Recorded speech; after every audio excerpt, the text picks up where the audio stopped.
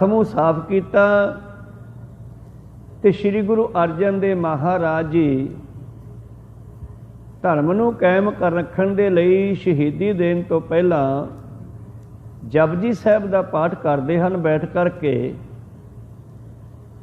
ਤੇ ਨਾਲ ਹੀ ਉਹਨਾਂ ਸਿੱਖਾਂ ਨੂੰ ਸੁਨੇਹਾ ਦਿੰਦੇ ਨੇ ਕਿ ਲਓ ਸਿੱਖੋ, ਹੁਣ ਅਸੀਂ ਇੱਥੇ ਹੀ ਸਰੀਰ ਤਿਆਗ ਦੇਣਾ ਹੈ।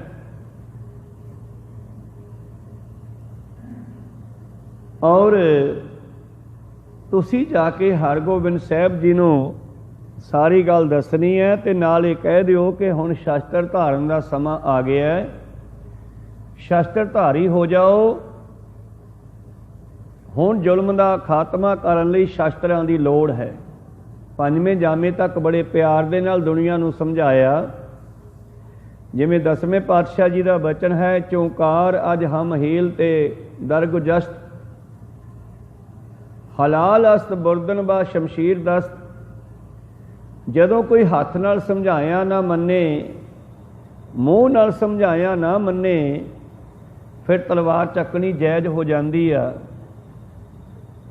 ਧੰਨ ਗੁਰੂ ਅਰਜਨ ਦੇਵ ਮਹਾਰਾਜ ਜੀ ਉਸ ਵੇਲੇ ਗੁਰੂ ਪਿਆਰਿਓ ਜਪਜੀ ਸਾਹਿਬ ਜੀ ਦਾ ਪਾਠ ਸੰਪੂਰਨ ਕਰਕੇ ਦੁਬਾਰਾ ਨਦੀ ਵਿੱਚ ਵੜੇ।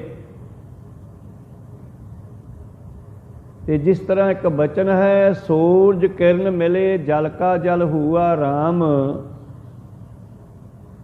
ਜਦੋਂ ਸੂਰਜ ਦੀ ਧੁੱਪ ਪੈਂਦੀ ਆ ਨਾ, ਜਿਹੜਾ ਪਾਣੀ ਬਰਫ਼ ਬਣ ਜਾਂਦਾ ਹੈ, ਜਦ ਬਰਫ਼ ਤੇ ਧੁੱਪ ਪੈਂਦੀ ਆ ਉਹ ਫਿਰ ਪਾਣੀ ਬਣ ਜਾਂਦਾ ਹੈ। ਇਸੇ ਤਰ੍ਹਾਂ ਹੀ ਜਦੋਂ ਪਰਮੇਸ਼ਰ ਦੀ ਕਿਰਪਾ ਹੁੰਦੀ ਹੈ, ਇਹ ਜੀਵ ਜੋ ਸਰੀਰ ਧਾਰਨ ਕਰ ਚੁੱਕੇ ਆ, ਇਹ ਫਿਰ ਪਰਮੇਸ਼ਰ ਵਿੱਚ ਮਿਲ ਜਾਂਦਾ ਹੈ। ਜੋਤੀ ਜੋਤ ਰਲੀ ਸੰਪੂਰਨ ਥੀਆ ਰਾਮ। ਇਉਂ ਸਤਿਗੁਰੂ ਪਾਤਸ਼ਾਹ ਜੀ ਨੇ ਉੱਥੇ ਹੀ ਜਿਹੜਾ ਹੈ ਆਪਣਾ ਸਰੀਰ ਤਿਆਗ ਦਿੱਤਾ। ਔਰ ਲਾਹੌਰ ਦੀ ਸੰਗਤ ਨੇ ਜਿਹੜਾ ਹੈ ਫਿਰ ਇਕੱਠੇ ਹੋਣਾ ਕੀਤਾ। ਸਿਪਾਹੀਆਂ ਨੇ ਜਾ ਕੇ ਚੰਦੋ ਨੂੰ ਦੱਸ ਦਿੱਤਾ ਵੀ ਉਹ ਤਾਂ ਸਰੀਰ ਤਿਆਗ ਗਏ ਰਾਵੀ ਦੇ ਕਿਨਾਰੇ। ਜਿਹੜੀ ਉਹਦੀ ਮਨ ਦੀ ਮਰਜ਼ੀ ਸੀ ਕਿ ਮੈਂ ਹੋਰ ਬੇਅਦਬੀ ਕਰਾਂਗਾ ਮਾਸ ਦੇ ਵਿੱਚ ਮੜ ਕੇ ਤੇ ਇਹਨਾਂ ਨੂੰ ਧੁੱਪੇ ਰੱਖ ਦੇਵਾਂਗਾ, ਦੁਖੀ ਹੋਣਗੇ। ਪਾਤਸ਼ਾਹ ਜੀ ਨੇ ਉਹ ਕਾਰਜ ਉਹਨੂੰ ਨਹੀਂ ਕਰਨ ਦਿੱਤਾ। ਪਾਪਾਂ ਦਾ ਘੜਾ ਇਹਦਾ ਬਹੁਤ ਭਰ ਗਿਆ ਹੈ। ਫਿਰ ਲਾਹੌਰ ਦੀ ਸੰਗਤ ਇਕੱਠੀ ਹੋਈ, ਉਹਨਾਂ ਨੇ ਸਤਿਗੁਰੂ ਅਰਜਨ ਦੇ ਮਨ ਸੰਸਕਾਰ ਕਰ ਦਿੱਤਾ। ਸੰਸਕਾਰ ਤੋਂ ਬਾਅਦ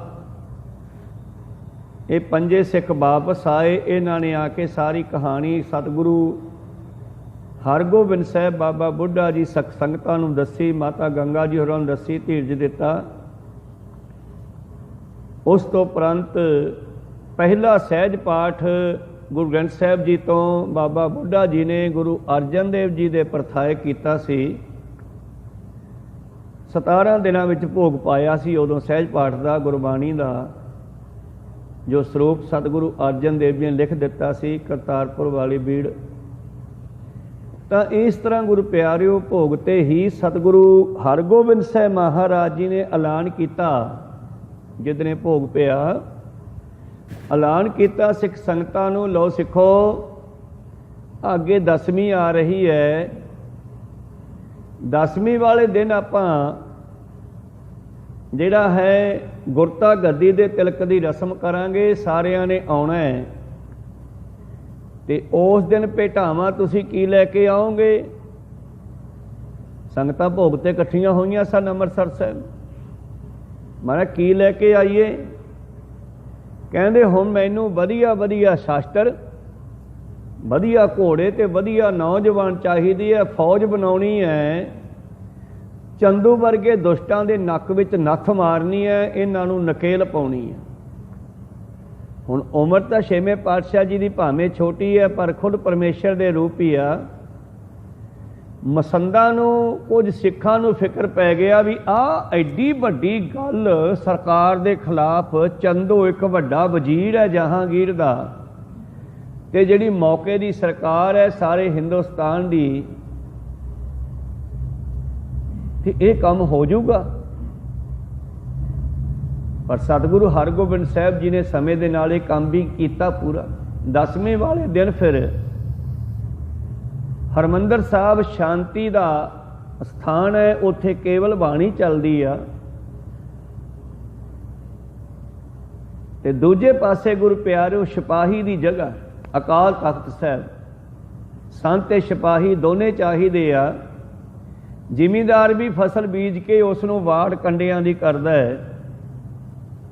हुण सिੱਖੀ नूं खत्म करन ते तुले हुई है सरकार, तुले हुए है दुष्ट, तां इहनूं भी हुण तलवारां दी वाड़ दी लोड़ पई है सिੱਖੀ नूं बचाउण वास्ते।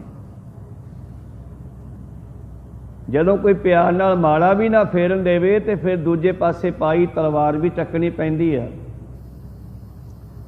धन गुरु हरगोबिंद साहब जी ने फिर हरमंदर साहब के ऐन सामने करके एक थड़ा बनवाया, जिसका नाम सतगुरां ने अकाल बुंगा रखिया और उस दे उपर विछाइयां करवा करके तंबू आदि लवा करके फिर उत्थे गुरता गद्दी का तिलक देने की रस्म अदा की गई। कहते बाबा बुढ़ा जी पिछली रीत मुताबक मंजी साहब, माला, सेली टोपी जो हुण भी तोशे खाने च रखे आ समान, जो एक गुरु तो अगले गुरु नूं दिता जांदा सी गुरता गद्दी वेले, जद वो लैके आए तो गुरु हरगोबिंद साहब जी कहन लगे बाबा जी हुण ये चीज़ां दा समा नहीं हैगा, इन्हां रख दिओ स्टोर दे विच, तोशा खाना कहंदे आ उसनूं। फिर महाराज की लियाइए, कहंदे वो जिहड़ियां तलवारां तैयार कराइयां 2 सोने दे मुठे वालियां वो लैके आओ। सारी तैयारी पिछले 17 दिनों में करवा ली गई सी। तो वो शस्त्र लिआंदे गए। बाबा बुढ़ा जी ने एक श्री साहब गात्रा पाया होया सतगुरां दे पाई, वो सज्जे पासे चली गई ते दूजी पाई ते दूजी खब्बे पासे। भाव पहला धर्म फिर राजनीति। भाई साहब भाई गुरदास जी लिखते हैं 2 तलवारी बधियां, एक मीरी दी एक पीरी दी। 2 तलवारी बधियां, एक पीरी दी एक मीरी दी, एक भगती दी ते एक राज दी।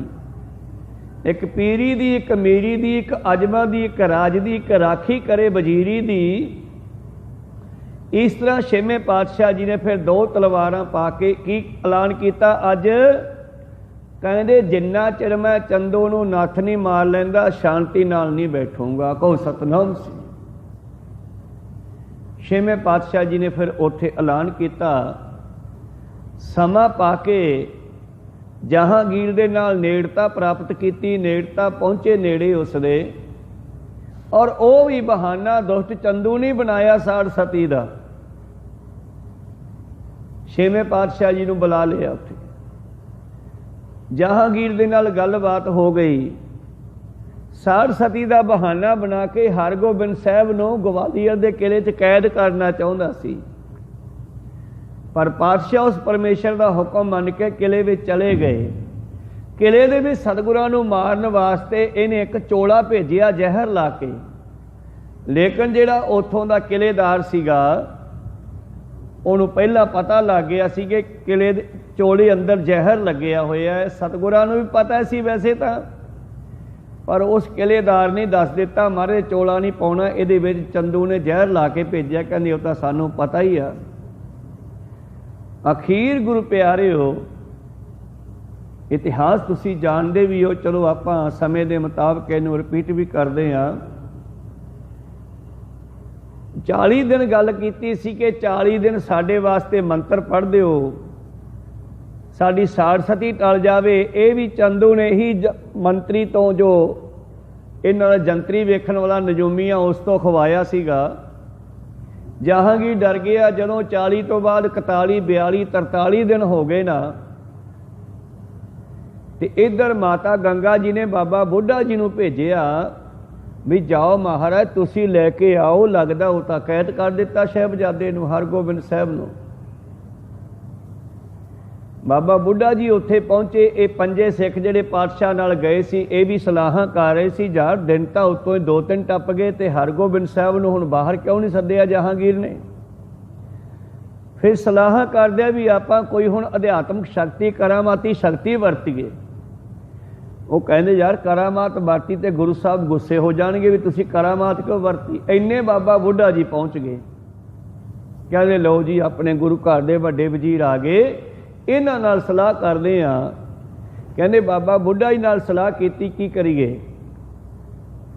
जहांगीर भुल चुके आ, उहनूं हुण याद नहीं कराउंदा चंदू भी दिन जिहड़े आ 40 तो टप के 42-43 हो गए न ते किवें बाहर कढीए हरगोबिंद साहब नूं।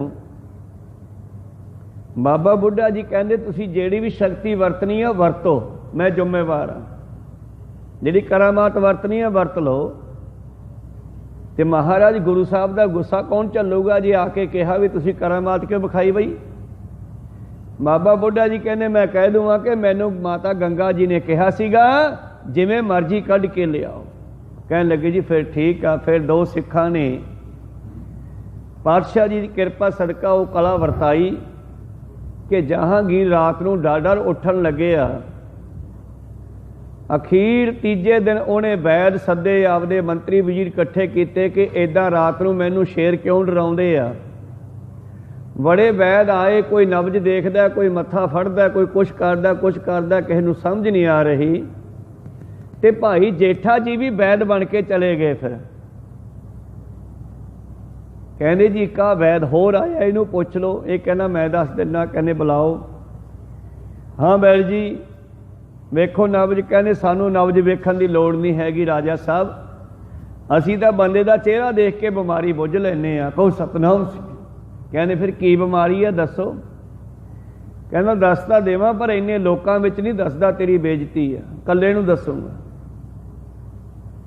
कहने जहांगीर नूं पासे लै गया, समझाया बई तू किसी महापुरुष की बेअदबी की है।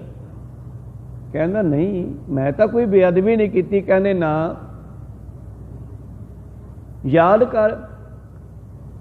कहना 6वें पातशाह नूं ग्वालियर भेजिया सी। कहना हाँ किन्ने दिनों वास्ते। कहना 40 दिनों वास्ते। कहने किन्ने हो गए 42-43 हो गए।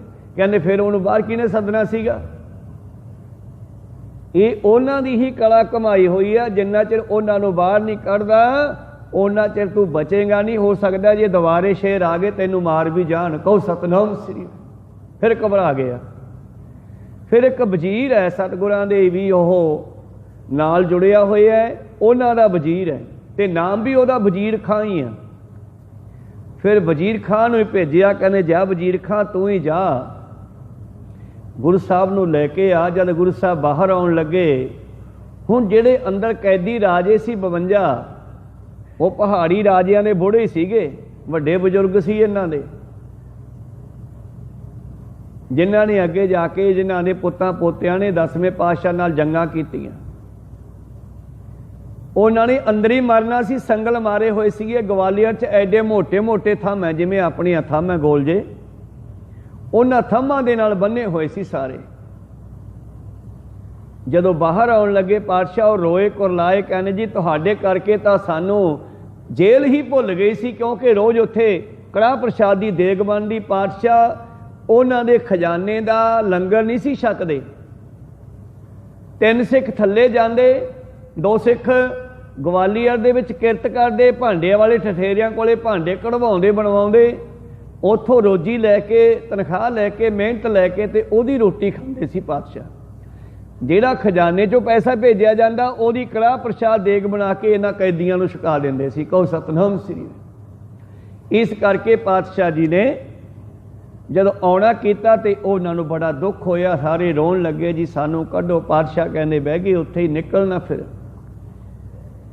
जब बाहर ना आए तो तीजे दिन फिर जदों पहुंचे शेर ते फिर घबरा गया। कहंदा गुरु साहब क्यों नहीं आउंदे। पुछया गया, वो कहने भी जिन्ना चिर कैदी नहीं छड्डदे उन्ना चिर बाहर नहीं मैं जांदा, मैं तो इन्हां नूं लैके जाऊँगा बाहर। हुण कहो सतनाम सी। फिर घबरा गया भी इन्ने बंदे जे छड्ड दिते मैं राजे जो कैद की है कई सालों तो, इन्हां ने बाहर जाके फिर लड़ाइयां करनियां। फिर घबरा गया। फिर उसने गुरु प्यारिओ कहा जिन्ने क पल्ला फड़ के निकलदे आ ओने क लै जाओ। चलाकी करदा सीगा। पातशाह जी ने 52 कलियां वाला चोला पहनिया ते उन्हां राजियां नूं कलियां फड़ा दित्तियां। 50 कलियां बाहर सीगियां। 50 जणियां ने वो कलियां फड़ लियां। 2 राजे फिर रह गए, रोन लगे, महाराज सानू भी लैके चलो। कहते हुण कलियां मुक गईयां, सोनू किवें लैके चलीए? नहीं महाराज कृपा करो, असीं तां इत्थे मर जांगे। कहते पातशाह जी ने चोले दे इदां खिच के जिहड़े बटन सी वो खोल दिते ते 2 तनियां अंदर बन्नियां हुंदियां चोले दे वो खोल के ऐ करतियां, कहते तुसीं आ फड़ लो। इस तरह 52 राजियां नूं बाहर कढ के जहांगीर दे कोल आए। उत्थे सारी गलबात चली। पातशाह कोल एक सिमरना सीगा जिहड़ा बड़ा चमका मारदा सी। कहंदा जी मैनू आ मणका दे दिओ सिमरने दा एक, तुहाडी याद विच मैं अपनी माला च पा लवांगा। इत्थे फिर गल खुलदी है। गुरु हरगोबिंद साहब जी कहन लगे एक मणके की की गल करदा है? इहो जे 108 मणकियां दी माला तेरे वजीर चंदू दे घरे पई आ, वो लै ला। कहंदे ओहदे घरे किवें? कहंदे राजा साहब शायद तुहानूं पता है कि नहीं पता, साडा पिता तुहाडे कोलों लाहौरों मिल के ते गया सी बाहर नूं, ये घरे लै गया सी, मुड़ के उन्हां नूं घरे नहीं जाण दित्ता, नहीं उत्थे शहीद कीता है। उस वेले जिन्ना समान उहदे कोले सी उन्हां दे वो सारा इहदे घरे आ। फिर चंदू नूं बुलाया, मतलब एक सबूत बन गया। जब सबूत बन गया, भावें कि जहांगीर नूं पता कि नहीं पता, इतिहास ने दस्सिया नहीं, पर सरकारां नूं की ना पता होवे जिहड़ा कुछ हो रिहा उन्हां दे राज विच। चंदू तो माला दा मंगी ते अखीर वो माला लभी ते ना लभी ते गल खुल गई। ते फिर गल चली भी मैनू कहना पता ही नहीं। महाराज कहन लगे हरगोबिंद साहब राजा साहब जिथे चंदू दोषी है तुसी बराबर दे दोषी हो। जिहड़ी सरकार दे राज विच उन्हां दे मंत्री पुठे काम करदे आ, वो सरकार भी बराबर दी सजा दी हकदार हुंदी है। जहांगीर कहें तुसी अपने चंदू नूं लै जाओ, इहनूं सजा दे दिओ। पातशाह कहंदे सजा इत्थे पूरी नहीं हुंदी, ये तो दरगाह दे विच तैनूं भी सजा मिलू ते इहनूं भी मिलू। 2-3 वारी पातशाह ने जवाब देता। थोड़ा जहांगीर डर गया, घबरा गया जो पातशाह जी ने लाल नेत्र करके कहा बई इत्थे सजा पूरी नहीं हुंदी। कहंदा मैं हथ बन के बेनती करदा जी मैनूं माफ़ कर दिओ, तुसीं इहनूं चंदू नूं लै जी सजा देनी है दे दिओ। फिर भाई जेठा जी नूं इशारा किया, उन्हां ने उस वेले चंदू नूं फड़िया बाहर लिआंदा, सभा चों मुश्कां दित्तियां, उसे दी पग ला के बन लिया ते ला लिया मूहरे। फिर मजनू टिल्ले ते उतारा कीता सी, उत्थे लिआंदा। फिर दिल्ली दी सारे लोग जिहड़े आ इस वजीर नूं वेखण आउंदे आ, क्योंकि वजीर रिश्वतां लै लै के दिल्ली दे लोकां नूं भी तपाया होया सी इस बंदे ने। सारे दिल्ली दे लोग वेखण आउंदे आ, ओए चंदू नूं फड़ लिया 6वें पातशाह जी ने, कैद कर लिया। मजनू टिल्ले ते वेखण आउंदे आ। फिर पुछदे आ महाराज कोई सेवा दसो। कहंदे बस यही सेवा है, ऐ दुष्ट ने तुहाडे गुरु अर्जन देव जी नूं शहीद कीता है, इहदे 5-5 जुत्तियां मार के जाओ सारे। फिर उत्थे कुत्ते जिहड़े शिकारी कुत्ते सी पातशाह जी दे नाल, क्योंकि शिकार खेडदे सन, उन्हां कुत्तियां दे भी संगली पा के बन्निया गया। दिल्ली दे लोकां ने इस दे सिर विच जुत्तियां मारियां, जुत्तियां खांदा रहा, उत्थों लैके फिर इहनूं तोरिया गया।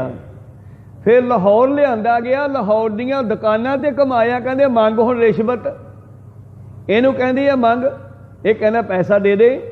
ते दुकानदार नूं कहा जांदा इहनूं पैसा नहीं देना, इहदे सिर विच जुत्ती मार। भाव लाहौर दीयां सारियां दुकानां ते भी दिखाया गया।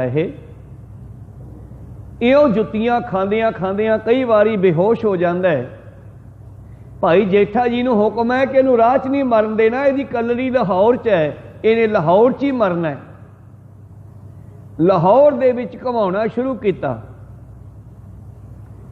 भाई जेठा जी हुण इहदे नक विच संगली पाई हुई है, इहदी घरवाली ते इहदा पुत्तर दोने मिलण वास्ते आए, वेखण वास्ते आए।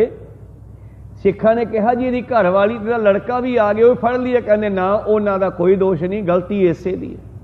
हाँ उन्होंने दर्शन करा दिओ, मिला दिओ, विखा दिओ ते भजा दिओ। ਉਹਦੀ ਘਰਵਾਲੀ ਤੇ ਮੁੰਡੇ ਨੂੰ ਵਿਖਾ ਕਰਕੇ ਭਜਾ ਦਿੱਤਾ ਗਿਆ। ਫਿਰ ਲਾਹੌਰ ਦੇ ਵਿੱਚ ਘੁਮਾਉਣਾ ਸ਼ੁਰੂ ਕੀਤਾ ਦੁਸ਼ਟ ਨੂੰ, ਜਿਸ ਨੇ ਅੱਜ ਦੇ ਦਿਨ ਤੇ ਮੇਰੇ ਪ੍ਰੀਤਮ ਗੁਰੂ ਅਰਜਨ ਦੇਵ ਜੀ ਨੂੰ ਸ਼ਹੀਦ ਕੀਤਾ ਹੈ।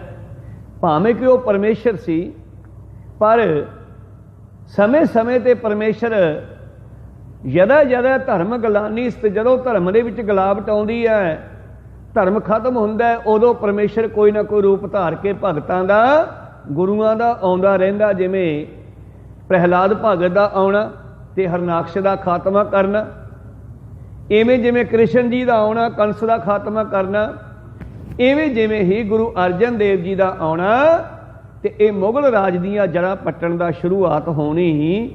ਇਸ ਤਰ੍ਹਾਂ ਜਦੋਂ ਚਲਦੇ ਚਲਦੇ ਗੁਰੂ ਪਿਆਰਿਓ ਲਾਹੌਰ ਦੇ ਵਿੱਚ ਉੱਥੇ ਪਹੁੰਚੇ, ਜਿਸ ਭਠਿਆਰੇ ਕੋਲੋਂ ਸਤਿਗੁਰਾਂ ਦੇ ਸੀਸ ਵਿੱਚ ਗਰਮ ਰੇਤਾ ਪਵਾਇਆ ਗਿਆ ਸੀ ਪਿੰਡੇ ਉੱਤੇ, ਉਹ ਭਠਿਆਰਾ ਅੱਜ ਵੀ ਦਾਣੇ ਭੁੰਨ ਰਿਹਾ ਸੀਗਾ ਤੇ ਕੜਛਾ ਗਰਮ ਸੀ ਉਸ ਦਾ। ਪਿੱਛੇ ਜਵਾਕ ਲੱਗੇ ਹੋਏ ਆ, ਕੋਈ ਰੇਤਾ ਪਾਉਂਦਾ ਸਿਰ 'ਚ, ਕੋਈ ਜੁੱਤੀਆਂ ਮਾਰਦਾ ਚਾਂਬ ਦੇ ਨਾਲ, ਕਦੇ ਬੇਹੋਸ਼ ਹੋ ਕੇ ਡਿੱਗ ਪੈਂਦਾ, ਪਾਣੀ ਪਿਆਉਂਦੇ ਆ, ਪਾਣੀ ਛਿੜਕਦੇ ਆ, ਫਿਰ ਠਾ ਲੈਂਦੇ ਆ, ਫਿਰ ਤੋੜ ਲੈਂਦੇ ਆ। ਭਾਵ ਇਹਦੇ ਕਰਮਾਂ ਦਾ ਫਲ ਇਹਨੂੰ ਇਹਦੀਆਂ ਅੱਖਾਂ ਦੇ ਸਾਹਮਣੇ ਦੇ ਦਿੱਤਾ। ਜਦ ਬੰਦਾ ਮਰ ਜਾਂਦਾ ਨਾ, ਫਿਰ ਤਾਂ ਪਤਾ ਨਹੀਂ ਲੱਗਦਾਗਾ ਵੀ ਕੀ ਫਲ ਮਿਲਿਆ ਉਹਨੂੰ, ਪਰ ਇਹਦੇ ਕਰਮਾਂ ਦਾ ਫਲ ਇਹਨੂੰ ਇਹਦੇ ਸਾਹਮਣੇ ਹੀ ਦੇਣਾ ਕੀਤਾ ਹੈ। ਤੇ ਜਦ ਭਠਿਆਰੇ ਦੀ ਭੱਠੀ ਕੋਲ ਪਹੁੰਚੇ, ਭਠਿਆਰੇ ਨੇ ਰੌਲਾ ਪੈਂਦਾ ਸੁਣਿਆ, ਭੱਜ ਕੇ ਆਇਆ, ਹੱਥ ਵਿੱਚ ਕੜਛਾ ਹੈ, ਪੇਟ ਇਹਦਾ ਨੰਗਾ, ਤੇੜ ਇੱਕੋ ਹੀ ਕੱਪੜਾ ਹੈ। ਉਹ ਕਹਿਣ ਲੱਗਿਆ ਭਠਿਆਰਾ, ਕਹਿੰਦਾ ਠਹਿਰੋ ਠਹਿਰੋ, ਮੈਂ ਵੀ ਹਿਸਾਬ ਕਿਤਾਬ ਇੱਥੇ ਨਿਬੇੜ ਦੇਵਾਂ। ਖੜ ਗਏ, ਕਹਿੰਦੇ ਭਠਿਆਰੇ ਵਾਲੇ ਨੇ ਭਠਿਆਰੇ ਨੇ ਉਹ ਕੜਛਾ, ਇੱਕ ਤਾਂ ਕੜਾਹੀ ਵਿੱਚ ਵੱਜਦਾ ਤਿੱਖਾ ਹੋ ਜਾਂਦਾ, ਇੱਕ ਗਰਮ ਸੀਗਾ, ਤੇ ਲੈਂਦੇ ਨੇ ਇਹਦੀ ਧੁੰਨੀ ਵਾਲੇ ਥਾਂ ਤੇ ਢਿੱਡ ਤੇ ਮਾਰਿਆ, ਔਰ ਰੋਟੀ ਜਿੰਨਾ ਥਾਂ ਮਾਸ ਕੱਟਿਆ ਗਿਆ ਤੇ ਸਾਰੀਆਂ ਅੰਦਰਾਂ ਬਾਹਰ ਖਿੰਡ ਗਈਆਂ ਦੁਸ਼ਟ ਦੀਆਂ। ਖਾਤਮਾ ਕਰਤਾ ਛੇਵੇਂ ਪਾਤਸ਼ਾਹ ਜੀ ਨੇ। ਛੇਵੇਂ ਪਾਤਸ਼ਾਹ ਜੀ ਨੂੰ ਦੱਸਿਆ ਮਾਰੇ ਮਰ ਗਿਆ, ਕਹਿੰਦੇ ਸਿੱਟ ਦਿਓ ਜੰਗਲ 'ਚ, ਆਪਾਂ ਹੀ ਕਰਨਾ ਇਹਦਾ, ਫਿਰ ਜਾਓ ਹੁਣ ਬਾਕੀ ਸਜ਼ਾ ਇਹਨੂੰ ਨਰਕਾਂ ਵਿੱਚ ਸਿੱਟ ਕੇ ਮਿਲੀ ਜਾਵੇਗੀ। ਤੋ ਇਸ ਕਰਕੇ ਗੁਰੂ ਪਿਆਰਿਓ, ਸਤਿਗੁਰਾਂ ਨੇ ਧਰਮ ਨੂੰ ਕਾਇਮ ਕਰਨ ਵਾਸਤੇ ਸ਼ਹੀਦੀਆਂ ਦਿੱਤੀਆਂ, ਔਰ ਇਹ ਹਨ ਸਾਡੇ ਕੌਮ ਦੇ ਸ਼ਹੀਦਾਂ ਦੇ ਸਰਤਾਜ। ਜਿੱਥੋਂ ਸਾਡੇ ਆ ਸ਼ੁਰੂ ਹੋਈ ਹੈ ਕਿ ਧਰਮ ਨੂੰ ਕਾਇਮ ਕਰਨ ਵਾਸਤੇ ਸ਼ਹੀਦੀਆਂ ਦੀ ਵੀ ਲੋੜ ਪੈਣੀ ਹੈ। शहीदों की चिताओं पे लगेंगे हर वर्ष मेले, देश और कौम धर्म पे मरने वालों का यही आखिरी निशान होगा। तो सतगुरु नानक देव जी इस घर दे विच कितने शहीद हैं, ये भी कोई गिनती नहीं है। उन्होंने हमेशा याद किया जाता है, पर इन्हां दुष्टां दे कोई कबरां उत्ते जाके दीवा जगाउण वाला भी नहीं हैगा। को सतनाम श्री। खैर, जग और न जाए महातमै, अवतार उजागर आन कियो। परमेश्वर ने वेख्या कि हुण संसार की अज्ञानता खत्म करिए, ये होर अज्ञानता के हनेरे विच ना डिगे। किहड़ा अवतार लिआंदा है? पंजवें गुरु अर्जन देव जी का स्वरूप। तिनके दो कोटक दूर गए मथुरा, मथुरा भट्ट है जिहड़ा सिफत विच लिखदा है। मथुरा भट्ट कहंदा उन्हां दे दुखां दा खात्मा हो गया। तिनके दो कोटक दूर गए मथुरा, जिन्हें अमृत नाम पियो, जिन्हें गुरु अर्जन देव जी दे नाम नू प्राप्त किया है। सिखा आ समय तो तू ना चुक जाई, ये पद्धत ते मत चुकै रे मन ओ मना, देखी किते तू ना भुल जाई। ये गुरु अर्जन देव जी विच ते परमेश्वर विच कोई फर्क नहीं है। भेद बेभेद ना जान बियो। तो गुरु अर्जन देव जी नूं किते मनुख ना समझ लई। एक शरीर धारण करके उन्होंने धर्म का नाश करने वास्ते अपनी शहीदी दिती आ। कोई फर्क ना कर नहीं भी वो रब नहीं सी। प्रत्यक्ष हृदय गुरु अर्जन के हर पूर्ण ब्रह्म निवास लियो। खुद परमेश्वर उन्हां दे विच वसिया सी उस वेले, जब लौनी भाग लिलार उदय। क्योंकि किसी पापी नूं खत्म करने वास्ते उहदे पापां दा घड़ा भरना पैंदा, उहदे सबूत बनाउणे पैंदे है। सरकार भी फिर सज़ा दिंदी है, ते ओह सरकार भी जदों पापी दा घड़ा भरदा फिर सज़ा दिंदी है। वड्डी सरकार परमेश्वर, जिन्हां दे वड्डे भाग नहीं, जब लौनी भाग लार उदय तब लो भरमते फिरते वो धायो।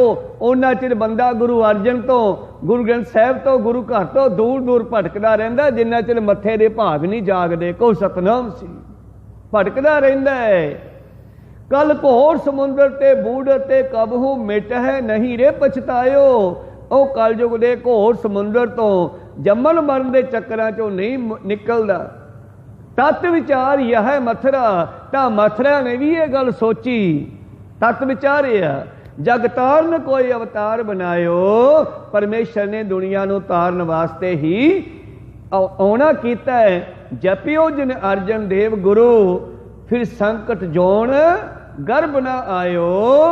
जिन्हां ने गुरु अर्जन देव जी नूं याद कीता वो दुखां चों निकल जांदे हन। ऐसे धन धन श्री गुरु अर्जन देव जी महाराज कल समुंदर भये। ये संसार कलयुग का समा समुंदर है। रूप प्रगट हर नाम उदाहरण। इस समय ने भी सतगुरां ने जिमें समुंदर रिड़ के 14 रत्न कढ़े लोकां ने देवतियां ने, सतगुर ने कलयुग के समय विच नाम कढ़िया,